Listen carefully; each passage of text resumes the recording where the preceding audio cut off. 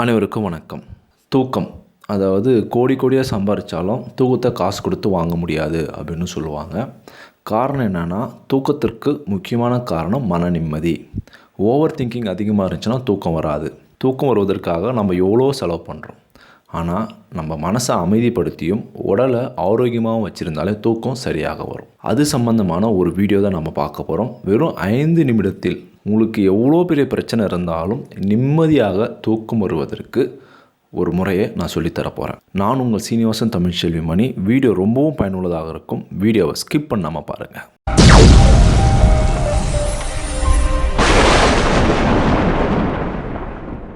இது வரைக்கும் இந்த சேனல் நீங்கள் சப்ஸ்கிரைப் பண்ணாமல் இருந்தீங்கன்னா உடனே சப்ஸ்கிரைப் பண்ணுங்கள்.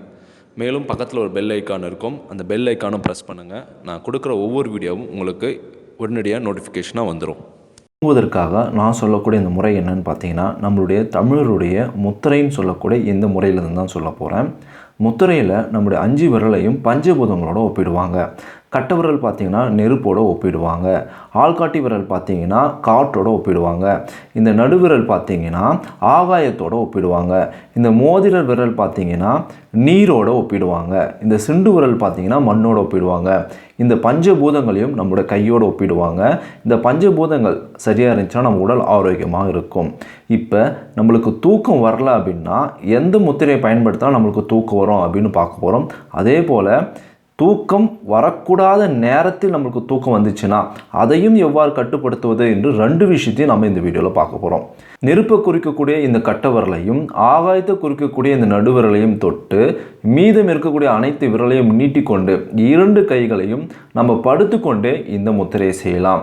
ஆனால் தூங்குவதற்கு முன்பு உணவு அருந்திவிட்டு அரை மணி நேரத்துக்கு பிறகு தான் நாம் இந்த முத்திரை செய்யணும். ஏன் அப்படின்னா, சாப்பிட்டோன்னே நம்ம இந்த முத்திரை செய்கிறோன்னா உடனே தூக்கம் வரும். அதனால் செரிமான பிரச்சனை ஏற்படும். அதனால் சாப்பிட்டு ஒரு குறைஞ்சது அரை மணி நேரத்துக்கு பிறகு நீங்கள் இந்த முத்திரையை செய்யலாம். படுத்துக்கிட்டே நீங்கள் செய்யலாம். இந்த முத்திரையை நீங்கள் செய்ய ஆரம்பித்து அடுத்த 5 நிமிடத்தில் தூங்குவதற்கான ஒரு விஷயம் ஆரம்பிச்சிடும். நீங்கள் நல்லா ஆழ்நிலை தூக்கத்துக்கு நீங்கள் போயிடுவீங்க. அடுத்த ஒரு விஷயம் என்ன சொன்னேன்னு பார்த்தீங்கன்னா, தூக்கம் வரக்கூடாத நேரத்தில் நம்மளுக்கு தூக்கம் வந்துச்சுன்னா, நம்ம படிக்கும்போதோ ஏதாவது மீட்டிங்கில் இருக்கும்போதோ நமக்கு தூக்கம் வந்துச்சு அப்படின்னா இதை அப்படியே அழுத்தி பிடிச்சிங்க அப்படின்னா, அதாவது ஆகாயத்தை குறிக்கக்கூடிய நடுவிரலை நெருப்பு குறிக்கக்கூடிய இந்த கட்டவிரலை கொண்டு அழுத்தி பிடிச்சிங்க அப்படின்னா இருக்கிற தூக்கம் கூட உங்களுக்கு வராமல் போயிடும். இந்த 2 முறைகளும் இந்த முத்திரை வச்சு நீங்கள் செஞ்சு பாருங்கள். உங்களுக்கு ரொம்பவும் உறுதுணையாக இருக்கும்.